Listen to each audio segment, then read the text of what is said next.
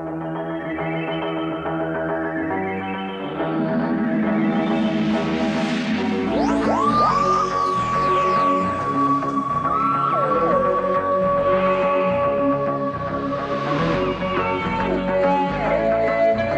ladies and gentlemen, Nick here, and welcome to my top 10 Doctor Who 1980s stories. So I'll be ranking my top 10 Doctor Who stories from the decade of the 1980s. So from The Haunt of Nimon, technically from part 3, but I'll be including the whole story.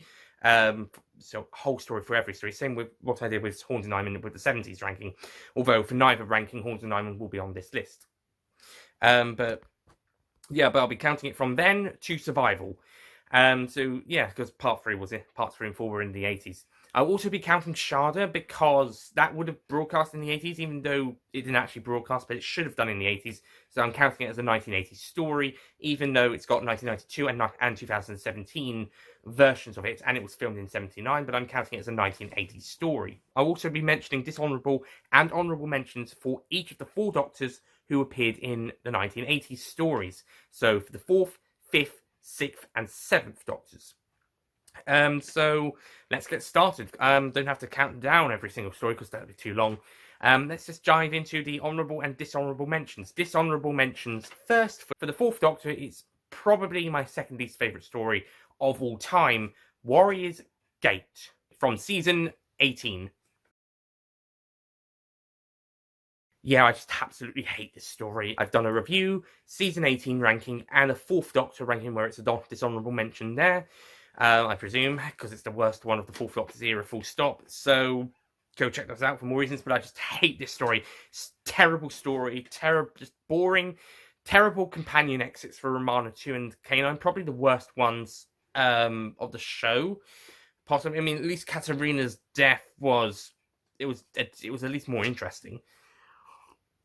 Even if we didn't actually see her and the guy being sucked out of the airlock, at least it was more interesting because it was a death. But Romana and K9, they deserved better. At least they got Big Finish audios afterwards, when they were together. Okay, 5th Doctor dishonourable mention.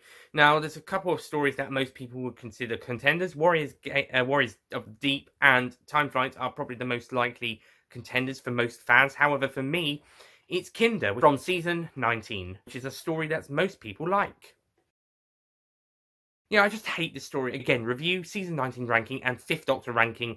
I just talk about the story a lot when I mention it, and yeah, I can't stand this story. I think if it was going to be good, then I think they should have focused more on the Tegan psychological stuff, but no, they focus on this other fucker.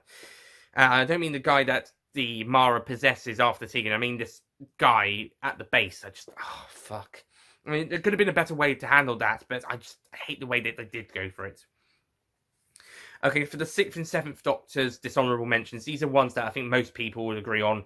6 is one is the Twin Dilemma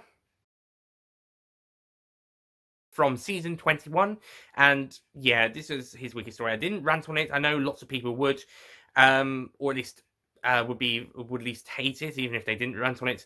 Yeah, this is easily his weakest story. But this is easily his weakest story. Every other story is better, at least in some way. I'm not saying I didn't like it, but it's not that good. Actually, I wasn't that fond of it, to be honest. No. 7th Doctor 1, this one was a rant, but maybe not as much as Warrior's Gate or Kinder's. Time the Rani from season 24. Yeah, again, not very good. Pretty poor. In fact, even worse than Time Twin Dilemma. Not as bad as the other two, but it's the same score as Kinder. But I was even angrier with that one. But Time the Rani, definitely the weakest story of the 7th Doctor's era. So, spoiler alert for that ranking. And so we'll cut the top couple of stories of his era on this list. For the honourable mentions, also from season 18, for the 4th Doctor is The Keeper of Traken. This was actually my favourite story of that season. So, yeah, I was surprised when I rewatched it. I enjoyed it a lot. It kind of goes up and down sometimes, in opinion, for me. For the 5th Doctor, this is another generally good story. Season 20 penultimate story, Enlightenment. The first story to be written by a woman and directed by a woman, and something that wouldn't happen again until 2018 with the Witchfinders, and hopefully something that will happen again in season 12, at least one more time. This is a fun story. I like how it was written. I like the direction. Linda Barron gives her best performance in the show. She was also a singer in The Gunfighters, and she's Val in Closing Time. But I think as Captain Wreck, she is outstanding in this story. She's so delicious. She's only in the last 2 episodes, but she's one of the best things of the story. She is so amazing. And it's one of the strongest points of that story. And also I like how it wraps up the Black Guardian trilogy and Turlough's story. For my 6th Doctor honourable mention, it's episodes 13 and 14 of The Trial of a Time Lord, season 23. Yeah, I just found this one to be a really great watch when I watched this, and it was a great way to end the Colin Baker era, even if it was an abrupt end. Again, well, technically, Survival felt more of a solid end. Survival actually felt like an actual ending, but Ultimate Foe felt like it ended Trial of a Time Lord, but it didn't end the 6th Doctor's story, and sadly, it was cut short. But I think it was, for a final story, it was really great. It's just a shame it was an abrupt one rather than one that, like Survival, would work even if it wasn't intended to be, or like Caves of Androzani, one that works really well as an ending. And 7th Doctor honourable mention, this one will be in the top 5 story ranking, season 26's Battlefield. If you saw my recent season 26 ranking, you'll know that I really like this story. I think this is a really great adventure, some really great action stuff. Great character development for Ace, although I think the other stories in season 26, including Ghostlight, which will not be on this list, were better in the character development, but I still think it's very strong here, and her relationship with the 7th Doctor is great. Final Doctor Who story with the Brigadier, technically. I mean, you got him as Cyberbrig later on, but as the Brigadier Lethbridge Stewart, this is his final Doctor Who TV appearance. He would go on to be in Dimensions in Time, but including that, this is it. For the TV stories, of course, there's also Downtime, which is a unofficial or Doctor Who video spin-off, and you've got him in Big Finish, and he appears in the Sarah Jane Adventures, Series 2, Episodes 11 and 12, Enemy of the Bane. But for final proper Doctor Who appearance, this is it, excluding Dimensions in Time, Pictures, and Cyberbrig, and maybe any. No, we don't have any stock footage actually. So I think he goes out on a really brilliant way. Shame he didn't meet the 6th Doctor on screen, although he will in Dimensions in Time and the Big Finish audio, The Spectre of Langton Moor, and the 8th Doctor in the Big Finish audio, Minute in Hell, and I think the 9th and 10th Doctors in the comics, the Titan comics at least, I think. But for on-screen Doctors, this is his 7th Doctor encounter, and it's an amazing encounter and an amazing final story for the Brigadier on screen in Doctor Who. And Nicholas Courtney gives one of his best performances. Right, as we're now about, recording-wise, just over 9 minutes in, it might be different in the editing, just over 9 minutes in, it's better get on to this ranking. Number 10, from season 22, a 6th Doctor story. This one has quite a lot of things to say on television at the time, violence on television, and video nasties. Vengeance on Varos. Yeah, this is a great story. This is really well written. I love the political subtext. I love the commentary. I think Colin Baker's Doctor's at his best, either here or in Ultimate Foe. I think the Doctor's just at his best on screen, 6th Doctor that is, and Colin does a really great performance. This includes the scene where he allows 2 people to get killed in a battle passage. He doesn't throw them in like some people think, but one of them gets knocked in, and then that guy drags the other one in whilst the Doctor's stopping him from trying to attack him. But he kind of allows it to happen and makes the James Bond-esque remark afterwards. So, yeah, but he doesn't throw them in like some people think. Lots of people think. So yeah, great story, brilliant stuff happening, just really brilliantly, and great political subtext here. See, people who think politics only started in Doctor Who Series 11 or later new series, there was politics before Series 10, Series 11. Okay, moving on before we get those people back.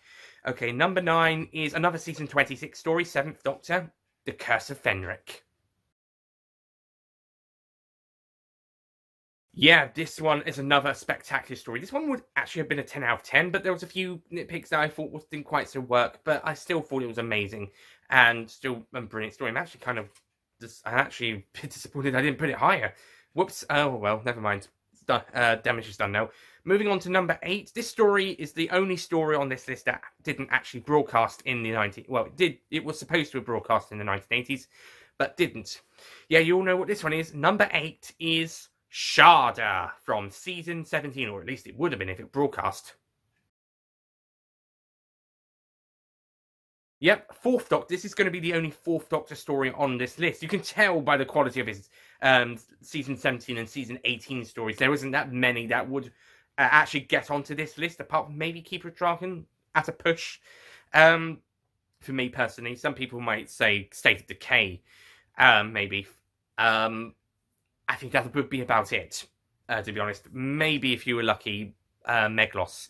But, yeah, or Sharda if you were doing like what I'm doing, just including that. But that's pretty much about it for 4th Doctor 80 stories. Not only were there not that many, well, there was enough for to be on the ranking, but they weren't that amazing, to be honest. Season 17, or all of season 17, apart from 2 exceptions. One of them in the 70s, and one of them would have been in the 80s, and this is that exception. And season 18, they weren't that great seasons. They were his weakest 2 seasons, along with 15 as well. But thankfully, we had Sharda, which kind of helped season 17 not be terrible. Basically, this and City of Death. And yeah, this is just amazing. And I love the 2017 partly animated version as well. I think that's definitely the definitive version of this story. I also like the Tom Baker linking material version from 1992. And Tom Baker is just a great presence to watch on screen, both linking material and when he's on screen, and also his audioness for the animated segments. This is just an amazing story. Some people aren't fans of it, but I personally think this is an amazing story. Number 7 from season 22. The 6th Doctor meets the 2nd Doctor in The Two Doctors.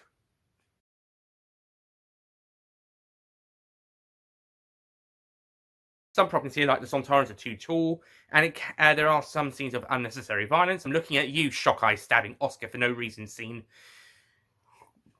But generally, I think the story is really great. I think the actors do a brilliant job. Robert Holmes does one last final amazing story. I mean, he did do part of Ultimate Foe, and yeah, that was amazing. But for a final full story, Mysterious Planet wasn't that great. So Two Doctors was his final amazing full story.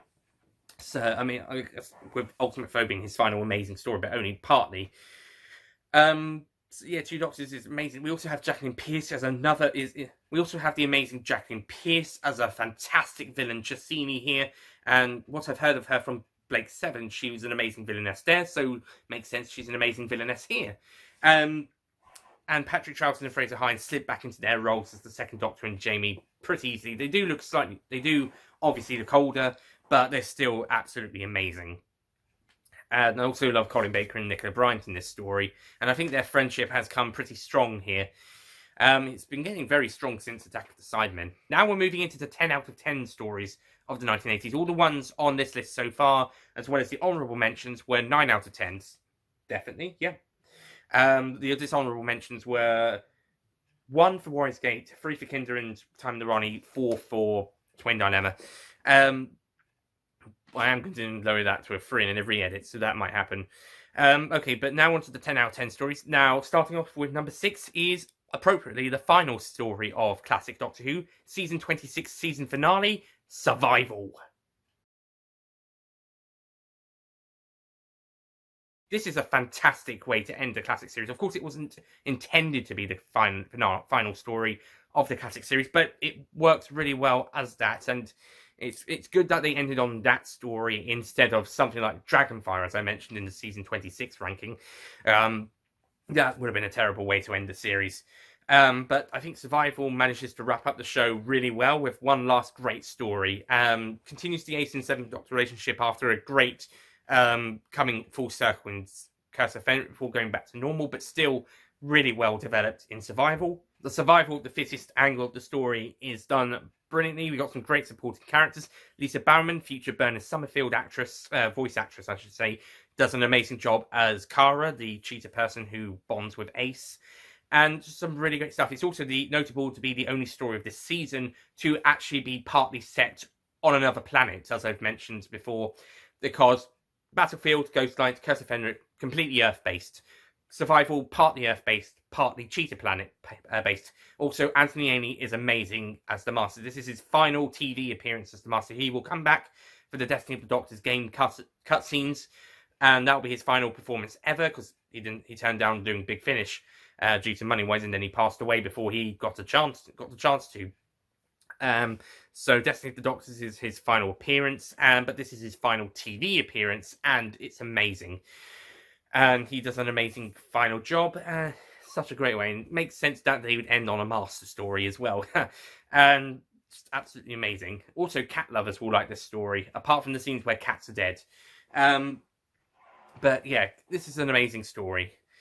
Number 5. It's appropriate that we're going from A, the end of the classic era, and B, a final TV story for a Doctor, because even though the Seventh Doctor's tenure continued to the TV movie when he regenerated, this is technically where he Survivor was where his TV era technically ended, besides some wildernessy stuff and the TV movie. But yeah, we'll say that this is the final actual story, besides its TV movie appearance.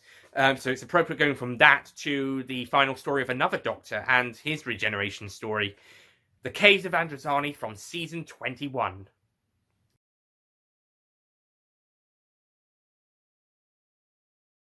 That's right, we're at the 5th Doctor's final story, and this is easily the best regeneration story of the classic series, and probably the second best regeneration story of the entire show after the 9th Doctor's regeneration story, Bad Wolf and the Parting of the Ways, in Series 1. But we'll get to that when we get to the Series 1 reviews ranking and the mid to late 2000s stories ranking. Suffice to say, that one will be appearing on all of those lists at the very least, and maybe also a top 10 new series stories ranking, and a top 10 best stories ranking, full stop. This one might appear on the top 10 classic series ranking, maybe. Might even be a top 20. But yeah, Cade of Androzani, awesome story, fantastic way for the 5th Doctor to end his era, and he just dies trying to save his friend. It's the right thing to do. He and Perry just caught up in this madhouse adventure. It's such a tragic story for such a lovely Doctor. He's one of the nice Doctors, which it makes sense that he regenerates into one of the not so nice, less nice Doctors, one of the harder, less nice, one of the less kind Doctors. So if you kind of follow the 5th Doctor's story arc, especially in season 21, it does make a lot of sense why he would regenerate into a Doctor that into the 6th. It makes sense that he would regenerate into someone who's more tough, but at the same time not as caring or kind at times. He does later on, but for the start, not so much. And that's where we get the 6th Doctor from. And that's how the 6th Doctor's presented. And it kind of makes a lot of sense, really. And yeah, this is so amazing. Again, Robert Holmes hits it out of the park, and this is his first story since The Power of Kroll, which was fucking dreadful.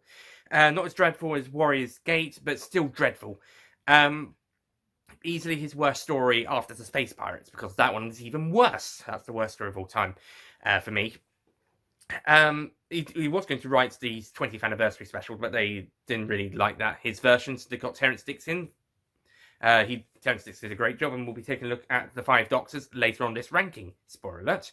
But Robert Holmes came back with, he incorporated elements of his aborted 6th Doctor's script into 2 Doctors, and before he wrote that story, he came back for this story, and he knocked it out of the park. This is Robert Holmes at his best. We haven't seen best of Robert Holmes since season 14. I know lots of people do like The Sunmakers, but I know lots of people don't really like that one. I'm kind of in the middle. I think it's okay. Rival's Operation, I think, was a great story, but it wasn't really peak Robert Holmes. And then, like I said, Power Kroll was fucking awful. And whilst his 20th anniversary story might have been good, I think Terrance Dicks' version was better. So we haven't really had a peak Robert Holmes story since The Talent of Wang Chiang, in my opinion. But then he came back with this story and he knocked it out of the park, and it was fantastic. Loved it. And Two Doctors was also amazing. Mysterious Planet wasn't that great, but Ultimate Foe started off really well. I think it ended really well, but Robert Holmes I can commend more for the start. But yeah, fantastic Fifth Doctor final story. Wish it was the final story in Twin Dilemma could have been aborted. But oh well. Okay, moving on to number 4, another Fifth Doctor story. This will be my number 1 Fifth Doctor story. No, it's not. It's number 1 non-multiple Doctor story for the Fifth Doctor era from season 19 and the return of the Cybermen after a second 7-year gap, or 6 to 7 year gap, I should say. Earthshock.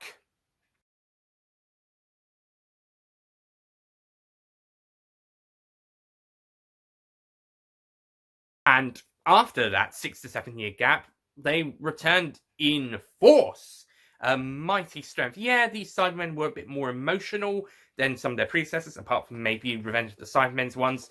But, 80s Cybermen being emotional was actually quite fun. It's actually quite enjoyable. It actually gives them a bit of personality, which is odd when talking about Cybermen. But, it's enjoyable, unlike in what happened in Revenge of the Cybermen, where they were just messed about with. They weren't really well handled. At least here, they're fun to watch. And also, Earthshock's a great story, with the whole with the threat being very high, and the companion death of Adric at the end pretty shocking. I mean, Adric was probably the least likable character of the TARDIS team, but it was still pretty shocking to see him killed off. And quite spectacular form. Again, I think this should have been the season finale, though. This is the penultimate story, but I think it should have been the season finale. Same with Caves of Androzani, and whilst I kind of enjoyed Time Flight, I know a lot of people hate that one, so having that one omitted or moved earlier up may have been a good idea. But anyway, Earthshock, amazing. I love it. Okay, and the endings of episodes 1 and 4, powerful. Cliffhangers of episode 2 is a bit generic, but still works. Episode 3, sort of generic, but also works really well. But 1 and 4s are powerful. Okay, moving on to number 3, the best Sixth Doctor story, in my opinion. From season 22, obviously. It is another Cyberman story, Attack of the Cybermen.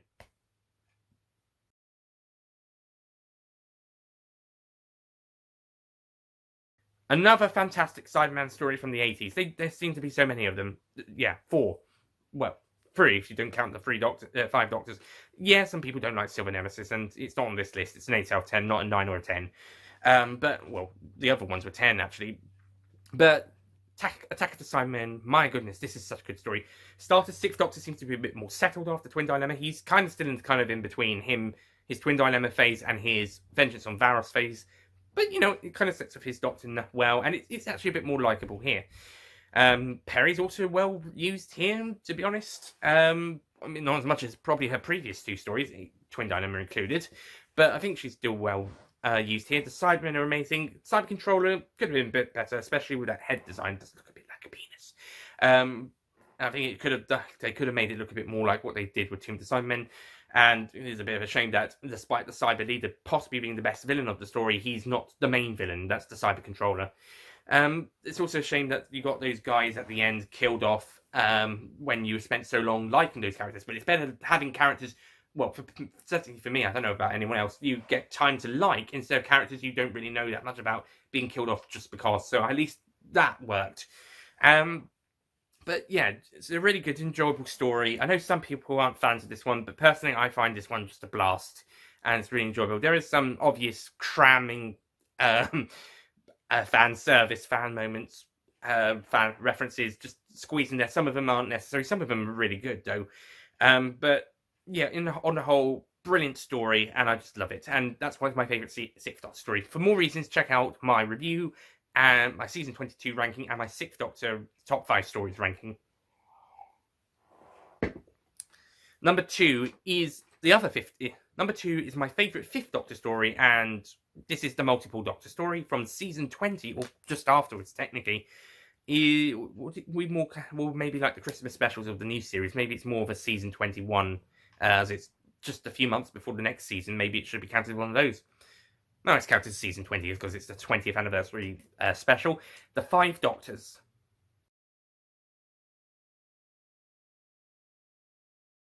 the late Terrance Dicks's best story, as you'll see in my Terrance Dicks ranking, in honor of the great man himself.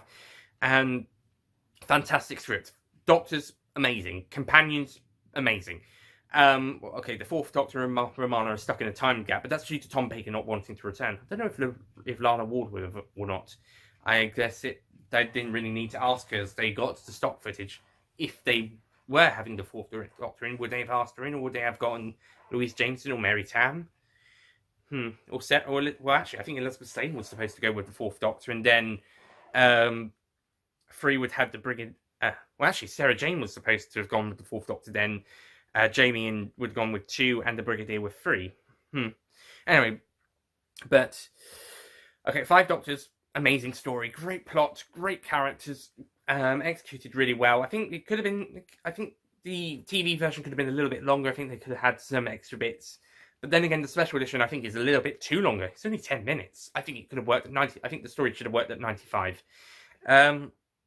You know, fantastic story. I think it's amazing, and a fantastic 20th anniversary special. But a even better anniversary story, not special, would be coming later down the line. Okay, technically, the 25th anniversary story was Silver Nemesis. But there's a story quite a lot of people are saying that should be the 25th anniversary story. John Nathan Turner wanted it at the season's opener, which, to be honest, I can see why. And to be honest, it also helps, along with Attack of Simon and Battlefield, this story, my number one choice, these 3 stories are the best season openers since probably season 10. And as much as I did love the openers of seasons 13 and 15, and liked the openers of seasons 11, 12, 14, and 16. However, 17 onwards, they kind of started sucking, with Castrovalva being being probably the best by default of that lot. But 22, 25, and 26 had some great season openers. And we're at season 25's opener, and it's outstanding. In fact, this is, for me, the best classic story of all time, and possibly the second best story of all time. And I mean, Day of the Doctor is my current favourite at the moment, but that could change, that could go down, and this one could go up to, and this one could take the top story of all time position. This story is, of course, Remembrance of the fucking awesome Daleks. I mean, Remembrance of the Daleks. Oh, fuck, this story's amazing. For starters, the 7th Doctor, although we've seen signs of him going darker and more mysterious throughout season 24, this is where it all starts, properly starts. This is him being amazing. Like I said in the Dragonfire review, I wasn't so a fan of Ace in that story. I liked him more in the recent rewatch, but I wasn't so keen on her beforehand, though it does help with the character development later on. Starting from this story, I consider the character one of the best characters of the entire show, but only starting from this story. But I'd already consider her one of the best characters of the entire show just for this story alone. She is amazing. And Daleks, fantastic. Although some of the voices aren't that great, but it's alright. Only have to wait until 2005 for Nicholas Briggs to join the show, so it's alright. It's only another, what was this? This is 1988. Only another 17 years to go. Well, technically, it's also 2 seasons, so yeah, that's some sort of comfort. And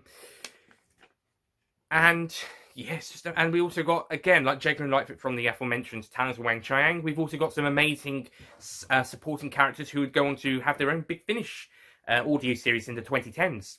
The Countermeasure team, who would become the Countermeasure team, Professor Rachel Jensen, I think Dr. Alison Williams, or just Alison Williams, and Group Marshal Gilmore. Group Marshal, what's his first name?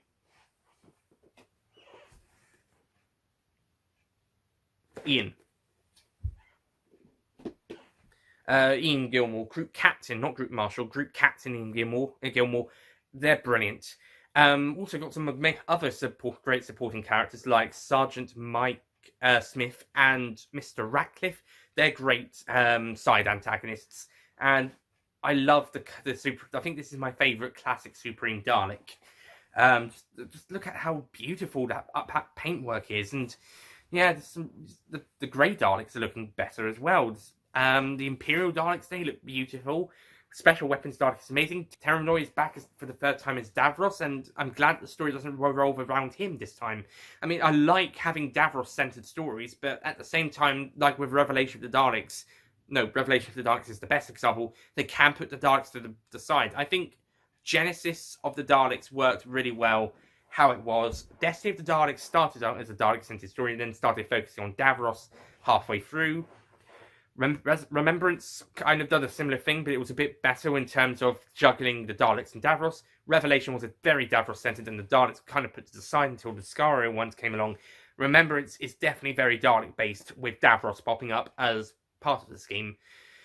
And also for the new series ones. Same here for the Stolen Earth Journey's End. It's kind of a working together thing this time. And Magician's Apprentice, which is familiar, it's Davros-centered. And you got some Daleks in there. Some of them are well used, and other ones are there for fan service. I think his appearance here works really well, and it's just an amazing story. With and also there's some really cool action stuff, especially for this budget, for season 25's budget. It's really cool how they did the action scenes that brilliantly. Oh, so good. So there you go. That is the best story of Doctor Who from the 1980s, and easily the best classic series story, and possibly, if it's not number one, it's definitely number two story of all time of Doctor Who, in my opinion. I know some people disagree. Okay, to recap the ranking, number 10 was Vengeance on Varos, number 9 was The Curse of Fenric, number 8 was Shada, number 7 was The Two Doctors, number 6 was Survival, number 5 was The Caves of Androzani, number 4 was Earthshock, number 3 was Attack of the Cybermen. Thank you. Number 3 was Attack of the Cybermen. Number 2 was The Five Doctors. And number 1 was Remembrance of the Daleks, or as I like to call it, Remembrance of the fucking awesome Daleks. So that's it from me. Thank you for watching. The next review will be the first of the Wilderness Years reviews. The Search Out Space Doctor Who special. The Search Out Science Doctor Who special. Search Out Space. I'll see you guys next time. Goodbye.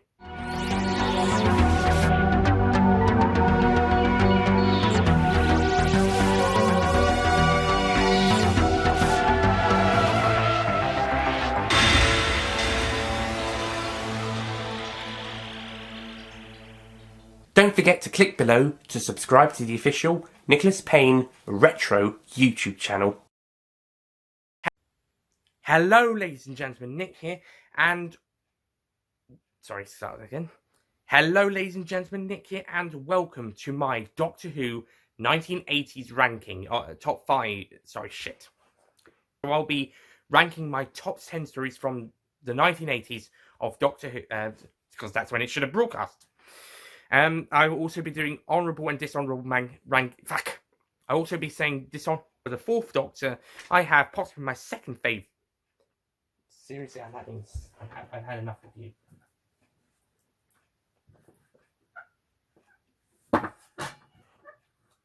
Give me a second, guys. I'll be right back. Fall down again. I'm not putting you back up until we're finished. I've got a ranking. I got a review, ranking of the season 18 stories for you to check out.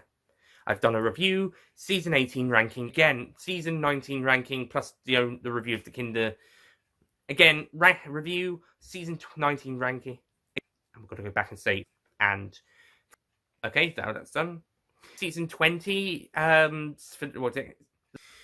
my Fifth Doctor honourable, so that was it. For my Sixth Doctor honourable,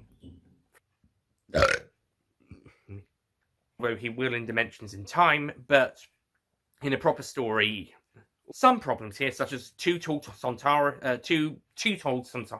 I'm looking at you, Shock Eye, stabbing Oscar C. Okay, moving on to number 6. We're now into the top, and now we're moving into this is another fantastic story. If I didn't say season 26 for Survival, from season 26. I think I did anyway. The late Terence Dicks. As much as I did love the openers of seasons 13 and did enjoy the open, as much as I did like the openers of seasons 12, 13, 14, well, sort of not so much 14, but and like the openers of seasons 12, 14, and 16, and 11. and liked the openers of seasons 11, 14, but 22, 25, and 26 had some really good season openers. But 22, and in this, but even then, that's that. But that's a myth. But the fact that she's such an amazing, but I think she's already considered. Cara Malloy is back for the third time as Davros, and whilst this is possibly no, basically, yeah, to be honest, the best Davros-centered story is the Big Finish audio, the Juggernauts. I would say Davros. That one's the Davros. Actually, I haven't heard the Davros series yet. I haven't heard them all yet. I'll get those back. Okay, but I think he's. Oh God, I wanted it to be under 30 minutes. 33 is not too bad. 34 not too bad.